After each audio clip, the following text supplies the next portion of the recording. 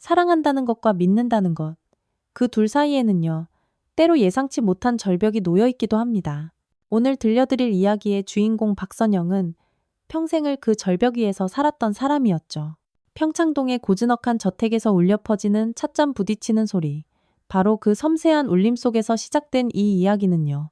많은 분들이 한 번쯤 경험해 보셨을 법한 가족 간의 미묘한 감정들로부터 출발합니다.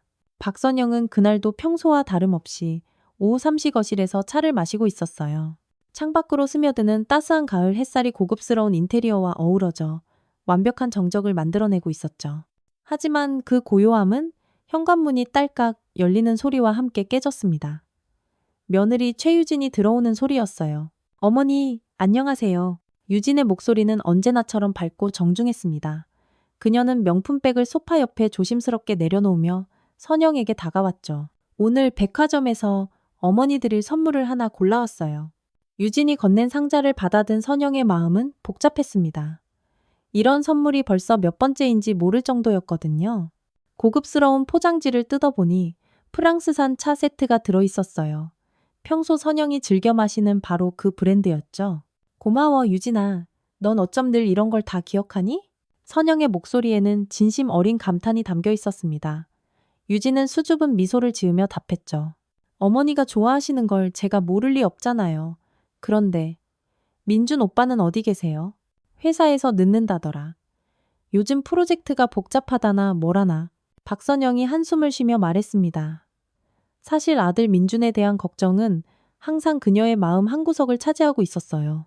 너무 순하고 착하기만 한 아들이 과연 이 험한 세상에서 특히 재벌가의 뒤를 이어받아 제대로 해낼 수 있을지 늘 의문이었거든요. 유진은 선영의 표정을 살피더니 조심스럽게 물었습니다. 혹시 오빠 때문에 걱정이 많으신가요? 걱정이야. 늘 있지. 하지만 네가 있어서 다행이야. 선영이 유진의 손을 가볍게 잡으며 말했죠. 민준이는 사람은 좋지만 사업은 좀 다른 영역이잖니? 이때 유진의 눈빛이 잠깐 반짝였습니다. 아주 짧은 순간이었지만 뭔가 계산하는 듯한 빛이 스쳤죠. 하지만 금세 다시 평소의 온화한 표정으로 돌아왔어요. 어머니, 그런 말씀 마세요. 오빠도 충분히 훌륭하세요. 다만 시간이 조금 더 필요할 뿐이죠. 유진이 다정하게 말했습니다. 그날 저녁 세 사람이 함께한 식사 시간은 평화로웠습니다. 민주는 회사 일에 대해 이야기했고 유진은 적절한 타이밍에 질문하며 대화를 이끌어갔죠. 선영은 그 모습을 바라보며 한 가지 생각이 떠올랐어요. 만약 유진이가 민준이 대신 회사를 이끈다면 어떨까? 물론 그때까지만 해도 그건 그저 막연한 상상에 불과했습니다. 선영은 아직 유진의 진짜 모습을, 그 완벽한 겉모습 뒤에 숨겨진 야심을 전혀 눈치채지 못했거든요. 오히려 유진의 세심한 배려와 똑똑함에 감탄하며 이런 며느리를 둔 자신이 정말 운이 좋다고 생각했을 뿐이었어요. 그날 밤 침실에서 혼자 남은 선영은 창밖을 바라보며 생각에 잠겼습니다. 평생을 사람들을 의심하며 살아온 자신이었지만 유진만큼은 다르게 느껴졌어요. 정말로 가족 같은, 아니, 어쩌면 딸보다도 더 소중한 존재로 여겨지기 시작했죠. 그 순간 선영은 몰랐습니다. 자신의 그 믿음이 곧 가장 날카로운 칼날이 되어 자신을 찌르게 될 것이라는 사실을요. 며칠 후 박선영은 오랜 계획을 실행에 옮기기로 결심했습니다. 사실 그녀는 유진을 처음 만났을 때부터 지켜봐 왔어요. 겉으로는 완벽해 보이는 사람일수록 더 신중하게 판단해야 한다는 것을 평생의 경험으로 배워왔거든요. 하지만 이번에는 달랐습니다. 유진에 대한 믿음이 커질수록 동시에 그 믿음을 확인하고 싶은 마음도 함께 자라났죠.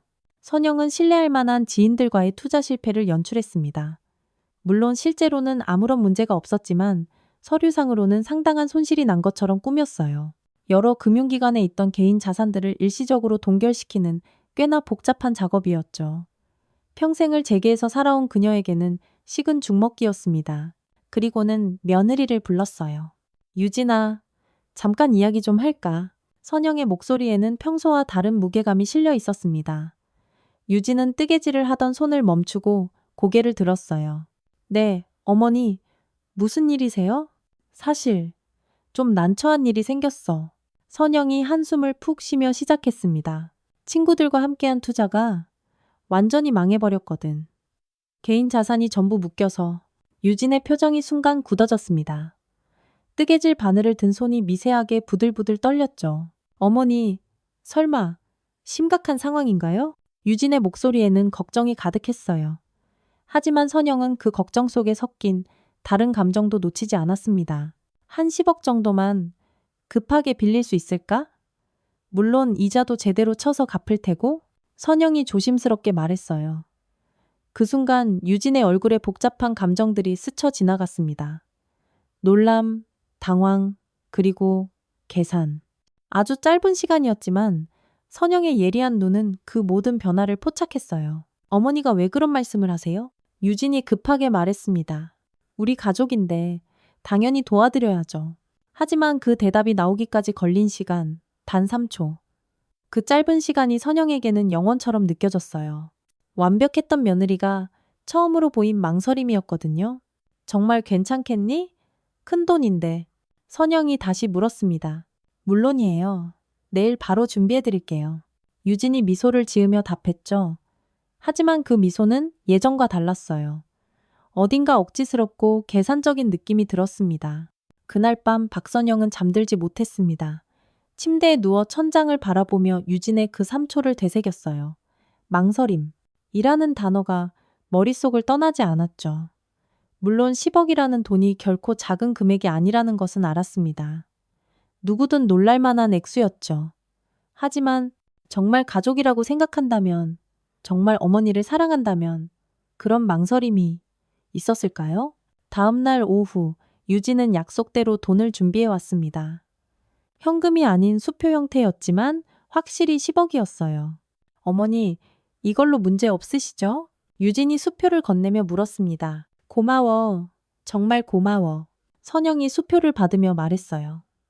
하지만 동시에 다른 생각도 들었죠. 이 돈이 대체 어디서 나온 걸까? 사실 박선영은 이미 알고 있었습니다. 유진과 민준의 개인 계좌, 투자 현황, 모든 것을요. 그들이 가진 유동 자산으로는 10억을 당장 마련하기 어렵다는 것도 말이에요. 그렇다면 유진은 어떻게 이 돈을 준비했을까요? 그날 저녁 박선영은 은밀하게 조사를 시작했습니다. 수십 년간 쌓아온 인맥을 통해 유진의 금융거래 내역을 파악해보기로 한 거예요. 물론 이런 행동이 며느리에 대한 불신을 의미한다는 것을 알았습니다.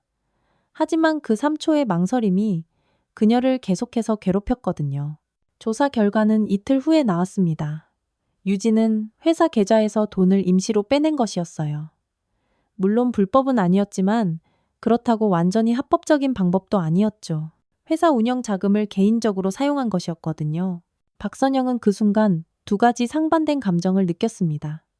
한편으로는 유진이 자신을 위해 그런 위험을 감수했다는 것에 감동했어요. 다른 한편으로는 그 방법이 옳지 않다는 불안감도 들었죠. 하지만 더 중요한 것은 다른 사실이었습니다. 유진이 회사 계좌에 그렇게 쉽게 접근할 수 있다는 것, 그리고 그런 큰 금액을 아무도 모르게 움직일 수 있다는 것이었어요. 이것은 단순히 며느리의 위치를 넘어선 권한이었습니다. 그날 밤 박선영은 또다시 잠들지 못했습니다. 유진에 대한 믿음과 의심 사이에서 흔들리며 밤을 꼬박 새웠죠. 아직까지는 의심보다는 믿음이 더 컸지만 작은 균열이 생긴 것은 분명했어요. 그리고 그 균열은 곧 더 큰 폭풍의 전조가 될 것이었습니다. 일주일 후 박선영은 마음의 결정을 내렸습니다. 유진에 대한 작은 의심들을 떨쳐내고 오히려 더 큰 신뢰를 보여주기로 한 거예요. 빌린 돈을 갚은 후 유진이 보인 태도가 그 결정에 큰 영향을 미쳤습니다. 유진은 돈을 돌려받으면서도 전혀 조급해하지 않았고 오히려 언제든 필요하시면 말씀하세요라며 따뜻하게 말했거든요. 유진아, 오늘 저녁에 시간 있니? 박선영이 전화를 걸었습니다. 네, 어머니. 무슨 일이세요? 중요한 이야기가 있어서 민준이 없을 때 둘이서만 이야기하고 싶은데 그날 저녁 평창동 저택의 서재에서 두 사람은 마주 앉았습니다. 박선영이 평소 가장 좋아하는 공간이었어요. 수많은 책들과 골동품들이 배치된 이곳에서 그녀는 중요한 결정들을 내려왔죠.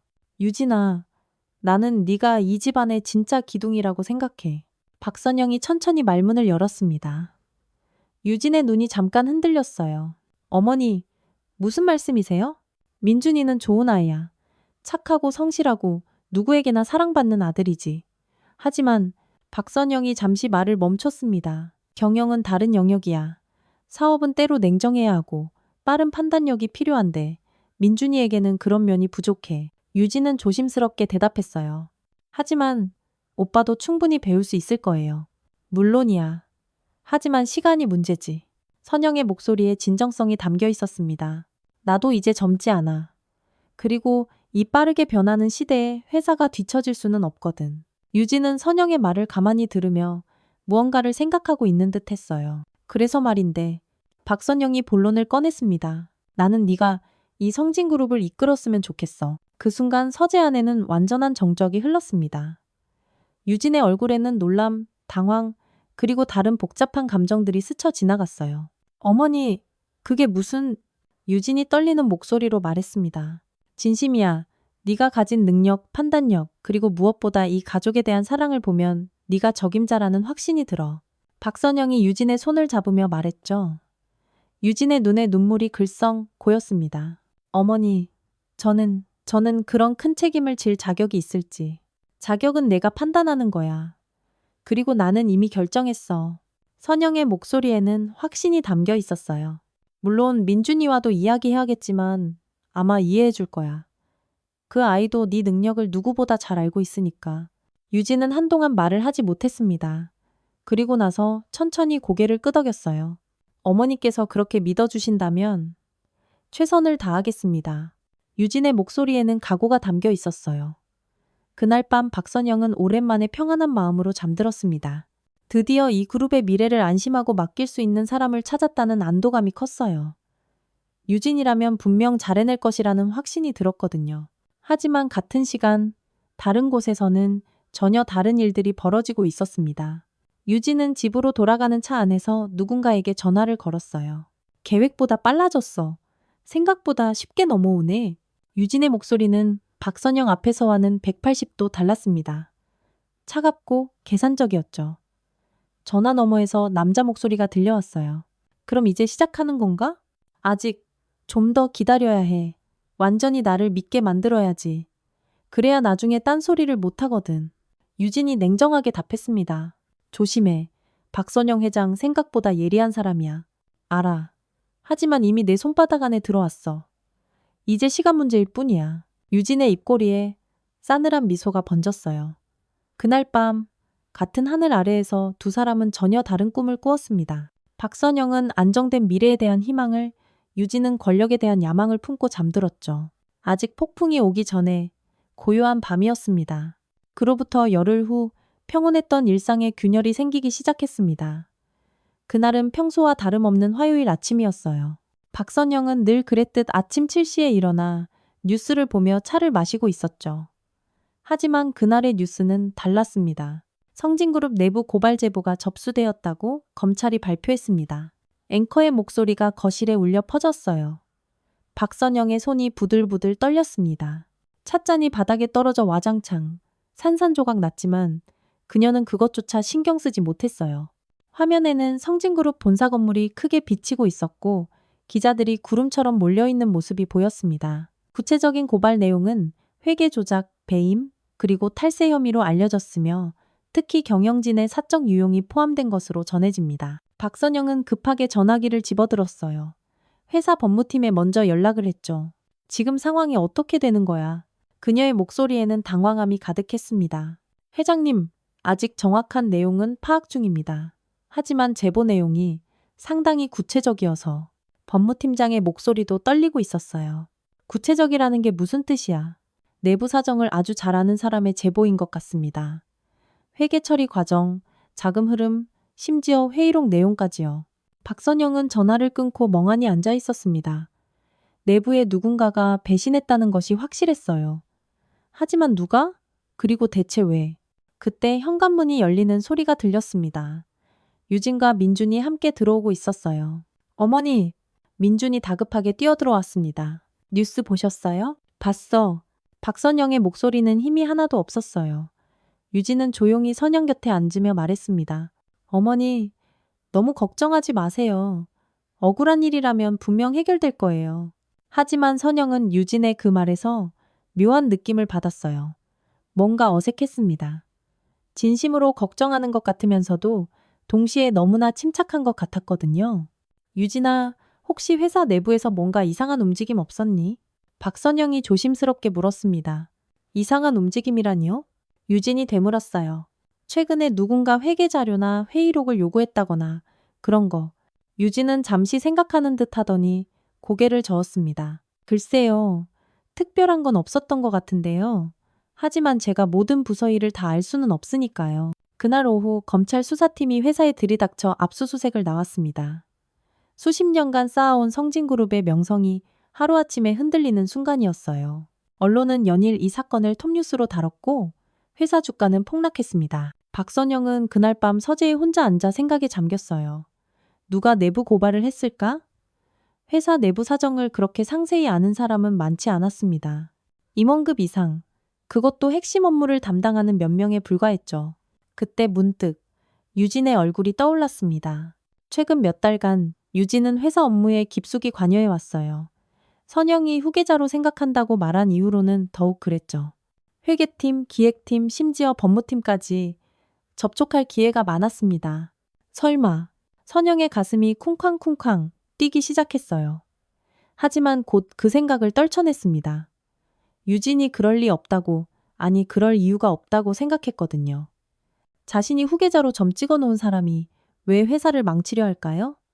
말도 안 돼. 다음 날 아침 더 충격적인 뉴스가 터졌습니다. 내부 고발자가 추가 자료를 제출했다는 것이었어요. 이번에는 박선영 개인의 자금 관리 내역까지 포함되어 있었습니다.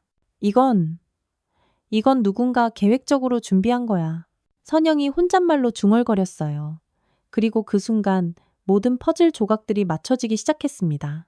유진의 그 3초 망설임, 회사 계좌에서 돈을 빼낸 일, 그리고 최근에 그 이상하리만치 침착한 반응까지 모든 것이 하나의 그림을 그려내고 있었어요.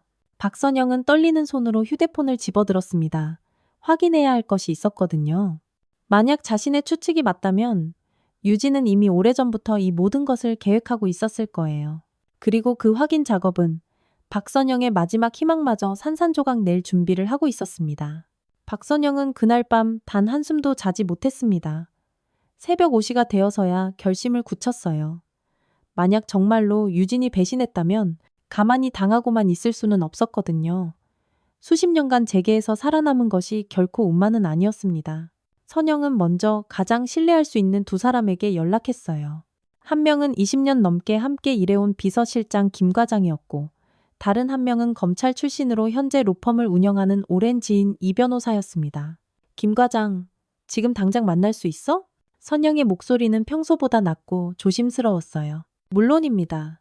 회장님, 어디서 뵐까요? 평창동 집 근처 카페로 와. 그리고 아무에게도 말하지 마. 1시간 후 세 사람은 한적한 카페 구석자리에 모였습니다. 선영은 자신의 의심을 조심스럽게 털어놓았어요. 이 변호사, 만약 내 추측이 맞다면 우리가 할 수 있는 일이 있을까? 이 변호사는 잠시 생각하더니 대답했습니다. 증거가 있다면 충분히 반격할 수 있습니다. 하지만 확실한 증거가 필요해요. 김 과장, 최유진이가 최근 몇 달간 접촉한 사람들 받은 자료들, 모든 것을 조사해 볼 수 있겠어? 김 과장이 고개를 끄덕였어요. 며칠 시간을 주시면 가능합니다. 하지만 조심스럽게 진행해야겠습니다. 그로부터 사흘간 박선영은 완벽한 연기를 했습니다. 유진 앞에서는 여전히 당황하고 무력한 모습을 보였어요. 언론 인터뷰 요청도 모두 거절했고 검찰 조사에도 소극적으로 대응했습니다. 마치 정말로 속수무책인 것처럼 보이게 만들었죠. 하지만 뒤에서는 치밀하게 반격을 준비하고 있었어요. 김 과장이 가져온 자료들은 선영의 추측이 맞다는 것을 확실하게 보여주었습니다. 회장님, 최유진 씨가 지난 6개월간 외부 인사들과 만난 기록입니다. 김 과장이 두꺼운 파일을 건넸어요.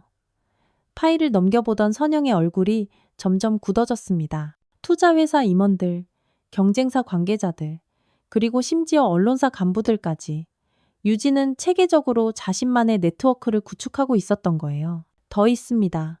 김 과장이 또 다른 자료를 꺼냈어요. 최유진 씨가 복사한 회사 자료들입니다. 대부분 기밀 문서들입니다. 선영은 그 자료들을 보며 소름이 돋았어요.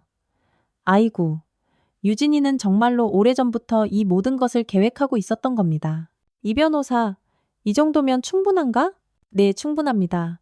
오히려 너무 많을 정도입니다. 이 변호사의 목소리에는 확신이 담겨 있었어요. 그 다음 주, 박선영은 반격을 시작했습니다. 하지만 정면 승부가 아니었어요. 그녀도 유진처럼 조용하고 치밀하게 움직였습니다. 먼저 유진이 구축한 네트워크의 약점들을 파악했어요. 그 사람들이 유진과 만나면서 어떤 대가를 받았는지, 어떤 불법적인 거래가 있었는지 조사했습니다. 놀랍게도 여러 곳에서 문제가 발견됐어요. 투자회사 임원은 내부 정보를 이용한 주식 거래를 했고, 경쟁사 관계자는 기업 기밀을 빼돌렸으며, 언론사 간부는 기사 거래를 했습니다. 유진이 만든 네트워크 자체가 불법의 온상이었던 거예요. 이제 시작이야. 박선영이 이 변호사에게 말했습니다. 동시에 선영은 자신만의 진짜 무기도 꺼내 들었어요. 수십 년간 쌓아온 진짜 인맥들이었습니다. 검찰, 언론, 재계 인사들. 이들은 유진의 얄팍한 네트워크와는 차원이 다른 사람들이었어요. 한 주가 지나자 상황이 바뀌기 시작했습니다. 유진을 둘러싼 의혹들이 하나씩 제기되기 시작한 거예요. 처음에는 작은 기사들이었지만 점점 커져갔습니다. 어느 날 저녁 박선영이 며느리를 불렀어요. 유진아. 네, 어머니. 요즘 힘들지? 언론에서 너까지 의심하는 것 같던데. 유진의 얼굴에 잠깐 긴장이 스쳤어요. 괜찮아요, 어머니. 사실이 아니니까 두렵지 않아요. 하지만 박선영은 알 수 있었습니다. 유진이 불안해하고 있다는 것을요. 그리고 그 불안은 곧 공포로 바뀔 것이었습니다. 유진의 몰락은 예상보다 빠르게 진행됐습니다. 박선영이 뿌린 씨앗들이 일제히 싹을 틔우기 시작한 거예요.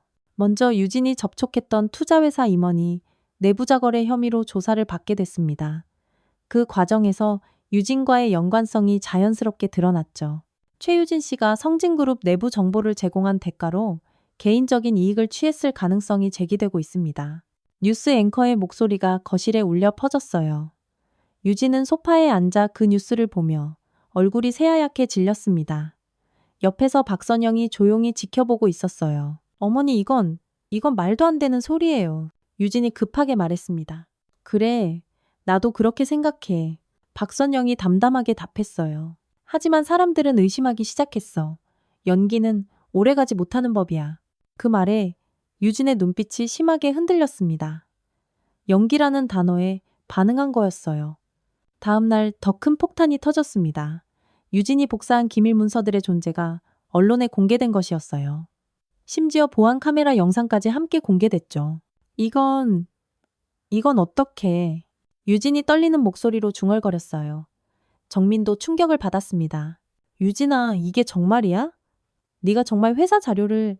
오빠, 나는... 유진이 말을 잇지 못했어요. 박선영은 두 사람을 조용히 바라보며 말했습니다. 유진아, 이제 진실을 말할 때가 됐지 않을까? 그 순간 유진의 가면이 완전히 벗겨졌어요. 더 이상 완벽한 며느리 연기를 할 수 없다는 것을 깨달은 거였죠. 어머니께서 모든 걸 알고 계셨군요. 유진의 목소리가 완전히 바뀌었습니다. 차갑고 날카로웠어요. 언제부터 알았지? 박선영이 물었습니다. 10억을 빌려달라고 하셨을 때부터요. 그때 어머니 눈빛이 달라졌거든요. 유진이 씁쓸하게 웃었어요. 정민은 두 사람의 대화를 도저히 이해하지 못하겠다는 표정이었어요. 도대체 무슨 이야기를 하는 거야? 민준아, 박선영이 아들을 돌아보며 말했습니다. 내 아내는 우리 가족이 아니었어. 처음부터 우리를 이용하려고 접근한 거였지. 유진이 마침내 본색을 드러냈습니다. 맞아요. 처음부터 계획이었어요. 이 집안에 들어와서 권력을 손에 넣는 것 말이에요. 그럼 나에 대한 사랑도 가족에 대한 애정도 모두 거짓말이었단 말이야? 민준의 목소리가 떨렸어요. 사랑? 유진이 비웃었어요. 오빠는 그저 이 집안에 들어오기 위한 수단이었을 뿐이에요. 그 말에 민준이 무너지듯 소파에 주저앉았습니다. 이후 며칠간 상황은 급박하게 돌아갔어요. 검찰이 유진을 참고인으로 소환했고 언론은 연일 이 사건을 톱뉴스로 다뤘습니다. 유진의 과거까지 파헤쳐지기 시작했어요. 최유진 씨는 대학 시절부터 재벌가 남성들과의 만남을 통해 상류층에 진입하려 했던 것으로 알려졌습니다. 기자의 리포트가 계속됐어요. 며칠 후 유진은 배임과 업무상 배임, 그리고 증권거래법 위반 혐의로 구속됐습니다. 완벽했던 그녀의 가면이 완전히 벗겨진 순간이었어요. 박선영은 그날 밤 서재에 혼자 앉아 있었습니다. 승리했지만 기쁘지 않았어요. 오히려 허무했습니다. 자신이 그토록 믿고 사랑했던 사람이 거짓말쟁이였다는 현실이 너무 아팠거든요. 민준이는 며칠째 방에서 나오지 않고 있었어요. 배신당했다는 충격보다는 자신이 모든 걸 몰랐다는 자책감이 더 컸을 거예요. 결국 아무도 믿을 수 없다는 걸 다시 배웠군. 박선영은 혼자 중얼거렸습니다. 창밖으로는 비가 주룩주룩 내리고 있었어요. 마치 이 집안의 슬픔을 씻어내려는 것 같았죠. 하지만 마음의 상처는 그렇게 쉽게 지워지지 않을 것 같았습니다.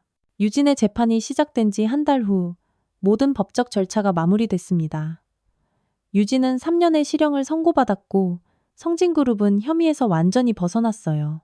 언론들은 이제 박선영을 복수에 성공한 여왕이라고 부르기 시작했습니다. 하지만 박선영 자신은 전혀 여왕 같은 기분이 아니었어요. 승리의 쾌감 대신 깊은 공허함만이 남아있었거든요. 어머니, 이제 정말 끝난 건가요? 민준이 조심스럽게 물었습니다. 한 달 넘게 방에 틀어박혀 있던 그가 처음으로 제대로 된 말을 건넨 거였어요. 끝났어. 박선영은 간단히 답했습니다. 그럼 이제 어떻게 되는 거예요? 회사는? 박선영은 창밖을 바라보며 말했어요. 나는 이제 손을 떼려고 해. 뭐라고요? 민준이 놀라서 물었습니다. 명예회장직도 내려놓고 경영에서도 완전히 물러날 거야. 이제 네가 해야 할 때가 됐어. 민준의 얼굴에 당황과 불안이 동시에 스쳐 지나갔어요. 저는 아직 준비는 하면서 하는 거야. 나도 처음엔 준비가 안 돼 있었어. 박선영의 목소리에는 깊은 피로가 가득했습니다. 다음 주 박선영은 공식적으로 모든 직책에서 물러날 것이라고 발표했어요. 언론들은 또 한 번 떠들썩했지만 그녀는 더 이상 신경 쓰지 않았습니다. 박선영 전 회장의 화려한 복수극이 막을 내리며 이제 성진그룹은 새로운 시대가 열릴 것으로 보입니다. 뉴스 앵커가 말했어요. 하지만 박선영은 그 뉴스를 보지 않았습니다. 대신 혼자 산책을 나갔어요. 평창동 골목길을 천천히 걸으며 지난 일들을 되돌아봤죠. 복수라고들 하지만 정말 이게 복수였을까? 박선영은 그렇게 생각하지 않았어요. 자신은 단지 진실을 밝혔을 뿐이었거든요. 유진이가 저지른 잘못을 세상에 알렸을 뿐이었습니다. 그렇다면 왜 이렇게 허무할까요? 왜 승리의 기쁨 대신 깊은 슬픔만 남았을까요? 답은 간단했어요. 박선영이 원했던 것은 복수가 아니었거든요. 그녀가 진짜 원했던 것은 진정한 가족이었어요. 믿을 수 있는 사람, 사랑할 수 있는 사람이었습니다. 집으로 돌아가는 길에 박선영은 한 카페에 들렀어요. 창가 자리에 앉아 커피를 마시며 거리를 바라봤습니다. 평범한 사람들이 평범한 일상을 살아가고 있었어요. 나도 저런 평범한 삶을 살 수 있었을까? 박선영이 생각했습니다. 만약 재벌가에 태어나지 않았다면 평범한 가정에서 평범한 사랑을 하며 살 수 있었을까? 하지만 이제 와서 그런 생각을 해봐야 소용없었어요. 이미 늦었으니까요. 카페에서 나온 박선영은 다시 집으로 향했습니다. 큰 저택이 보이자 또 다른 생각이 들었어요. 이 집에서 나는 정말 행복했던 적이 있었을까? 유진이 있을 때 잠깐 느꼈던 가족의 따뜻함이 떠올랐어요. 비록 거짓이었지만 그 순간만큼은 진짜 행복했었습니다. 결국 거짓된 행복이라도 행복은 행복이었구나. 박선영이 혼잣말로 중얼거렸습니다. 그날 밤 그녀는 오랜만에 일찍 잠자리에 들었어요. 더 이상 싸울 이유도 지킬 것도 없다고 느꼈거든요. 이제 정말로 모든 것이 끝났다는 생각이 들었습니다. 하지만 아직 한 가지 남은 일이 있었어요. 마지막으로 확인하고 싶은 것이 하나 있었거든요. 그것은 다음날 아침에 할 일이었습니다. 마지막 날 아침, 박선영은 평소보다 일찍 일어났습니다. 커피 한 잔을 들고 서재로 향했어요. 그곳에는 오래된 비디오 플레이어와 모니터가 있었거든요. 예전의 가족 영상들을 보기 위해 설치해둔 것이었습니다. 박선영은 서랍 깊숙한 곳에서 먼지가 쌓인 비디오 테이프 하나를 꺼냈어요. 라벨에는 유진 첫 방문이라고 적혀 있었습니다. 2년 전 민준이 유진을 처음 집에 데려왔던 날을 녹화한 것이었죠. 테이프를 플레이어에 넣고 재생 버튼을 눌렀습니다. 화면이 깜빡이다가 서서히 영상이 나타났어요. 어머니 소개해드릴게요. 제 여자친구 최유진이에요. 젊은 민준의 목소리가 들렸습니다. 화면 속 유진은 정말 아름다웠어요. 수줍은 미소를 지으며 정중하게 인사하는 모습이 완벽했습니다. 안녕하세요, 어머니. 민준 오빠한테 얘기 많이 들었어요. 뵙게 되어 영광입니다. 유진의 목소리는 살짝 떨리고 있었어요. 어머, 정말 예쁜 아이네. 우리 민준이가 자랑만 하더니 정말 그렇구나. 화면 속 박선영도 활짝 웃고 있었습니다. 그날의 유진은 정말로 긴장한 것 같았어요. 차를 마실 때도 조심스러웠고 말할 때도 신중했습니다. 마치 정말로 사랑하는 남자친구의 어머니에게 좋은 인상을 주려고 노력하는 평범한 여자 같았죠.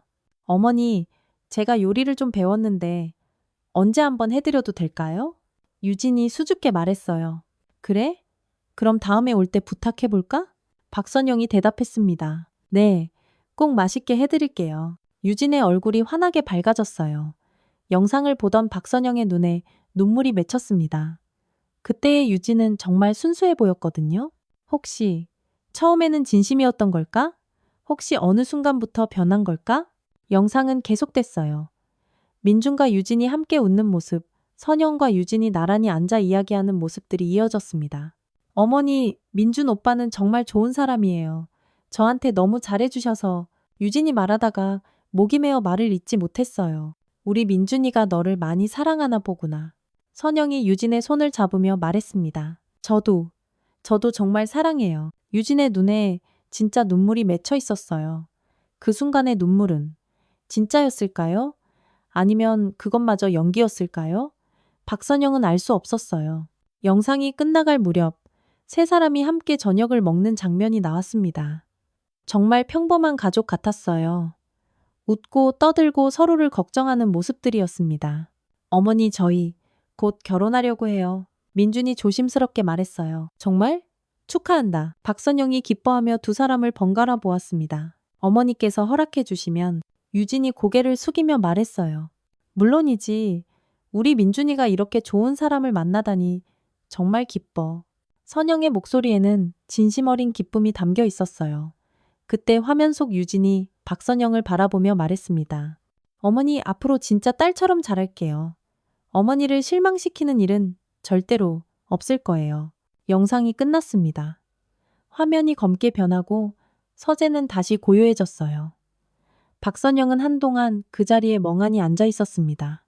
유진의 마지막 말이 계속 귓가에 맴돌았어요. 어머니를 실망시키는 일은 절대 없을 거예요. 하지만 결국 가장 크게 실망시켰죠. 아니, 실망을 넘어 배신했습니다. 박선영은 천천히 일어나 비디오를 꺼냈어요. 그리고 조용히 서재를 나섰습니다. 더 이상 과거에 매달려 있을 이유가 없었거든요. 거실을 지나면서 박선영은 잠시 멈춰섰어요. 유진이 마지막으로 앉았던 소파를 바라봤습니다. 그리고 작은 한숨을 쉬었어요. 결국 사람은 혼자인가 봐. 박선영이 혼잣말로 중얼거렸습니다. 그리고 현관문을 열고 밖으로 나갔어요. 어디로 갈지는 정하지 않았지만 일단 이 집을 떠나고 싶었습니다. 너무 많은 기억들이, 너무 많은 상처가 남아있는 곳이었거든요. 문을 닫으며 박선영은 마지막으로 집을 돌아봤어요. 그리고 조용히 걸음을 옮겼습니다. 아무런 말도, 아무런 감정 표현도 없이 끝내 아무도 믿을 수 없다는 것을 다시 한번 배운 듯이 말이죠. 이것으로 박선영의 이야기가 끝났습니다. 믿음과 배신, 사랑과 야망이 얽힌 한 재벌가의 비극이었죠. 때로는 우리가 가장 소중하게 여기는 것들이 가장 깊은 상처를 주기도 합니다. 하지만 그럼에도 불구하고 사람은 또다시 믿고 또다시 사랑하며 살아가는 것일까요?